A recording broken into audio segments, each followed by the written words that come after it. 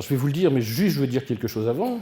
Il est hors de question pour moi de commencer l'alchimie pour me découvrir une voie mystique, une voie spirituelle.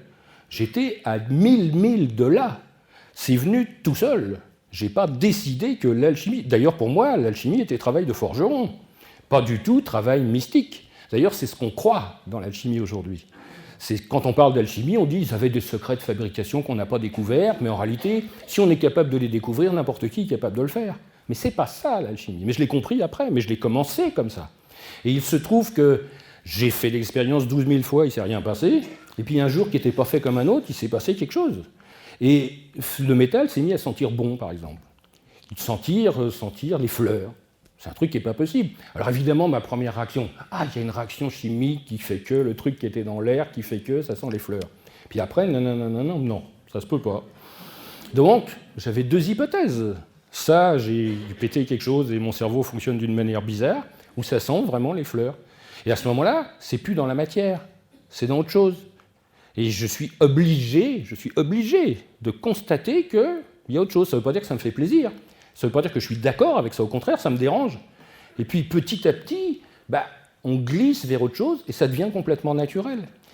Je pense qu'on ne devient pas un mystique d'une manière technique ou quelqu'un qui fait de la spiritualité d'une manière technique. En alchimie, on parle du Dédé tout le temps. C'est Donum Dei, le don de Dieu. Ça ne veut pas dire ni que je suis religieux ni croyant, ça c'est une démarche personnelle. Je dis bien une démarche, parce que le profane marche et l'initié démarche. C'est pour ça qu'on a la quête de l'immobilité. Mais à un moment, c'est vrai qu'il se passe un truc qui nous tombe dessus et qu'on ne comprend pas. On ne comprend pas au sens littéral. Comprendre, c'est mettre à l'intérieur de soi. Donc ça veut dire que ça peut prendre des années encore de passer à travers ça. Et après, c'est absolument naturel, mais c'est juste naturel parce que ça nous rend heureux. Ça sert ça aussi. Moi, je suivrais une voie initiatique qui me rend malheureux, de flagellation, de jugement, je pars en courant. Ça va pas, non ? 2000 ans de culpabilité, on a donné. On ne va pas revenir non plus sur un truc aussi horrible que ça. Non, ça doit vous rendre heureux. Et je pense que la spiritualité, c'est « je suis heureux partout ». Mais on ne sait pas pourquoi. D'ailleurs, il y a un truc très bizarre, c'est le principe du bonheur. C'est tout est à sa place, vous aussi, mais vous ne savez pas pourquoi. Et si vous vous posez la question de savoir pourquoi vous êtes bien, vous ne l'êtes plus.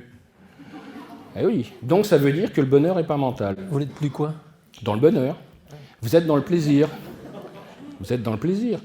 Réfléchissez, tous, vous qui avez vécu des moments de bonheur, je ne parle pas des moments de plaisir, vous étiez toujours immobile, silencieux et aligné. Vous pouvez chercher. C'est la lumière, la beauté, la bonté, l'art, quand il est bien fait, nous rend immobiles, silencieux et alignés.